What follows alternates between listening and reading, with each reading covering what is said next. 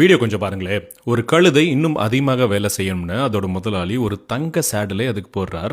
இந்த மில்லோட மிக முக்கியமான ஆளே நீதான், நீ இல்லைனா எதுவுமே இங்கே நடக்காதுன்னு புகழ்றார். கழுதையும் நான் மற்றவங்கள மாதிரிலாம் கிடையாது, நான் ரொம்பவே ஸ்பெஷல்னு தீர்க்கமாக நம்புது. அதுக்கப்புறம் அது உயிரே போகிற அளவுக்கு வேலை பார்க்க ஆரம்பிக்குது. உடம்பு சரியில்லைனாலும் நிற்கலை, சோர்வாக இருந்தாலும் ஓய்வு எடுக்கல. ஏன்னா நான் இன்னும் எல்லாமே நின்றுரும்னு அது நம்புது. ஆனால் ஒரு நாள் அதிக உழைப்பால் ரத்தம் கக்கி கீழே விழுந்துடுச்சு. இப்போ அந்த எஜமான் அதை காப்பாற்றலை. இனிமேட்டு இது யூஸ் ஆகாதுன்னு சொல்லி அதை காலால் தள்ளி அந்த தங்க சேடலை எடுத்து இன்னொரு இளம் கழுதைக்கு போடுகிறார். அப்போதான் அதுக்கு புரிஞ்சிச்சு, அவர் நேசித்தது அந்த கழுதையே இல்லை, அதோட உழைப்பை தான். வாழ்க்கையிலுமே இதே மாதிரி தானே. சில பேர் உங்களை அதிகமாக புகழ்வாங்க, அது உங்களை மதிச்சு இல்லை, உங்களால் கிடைக்கிற பயனுக்காக. சைக்காலஜியில் சொல்லுவாங்க, when praise is used to control you, it becomes manipulation, not love. அதாவது அதிகமான புகழ்ச்சி பல நேரம் அன்பு அல்ல, அது கட்டுப்படுத்துகிற ஒரு தந்திரம்.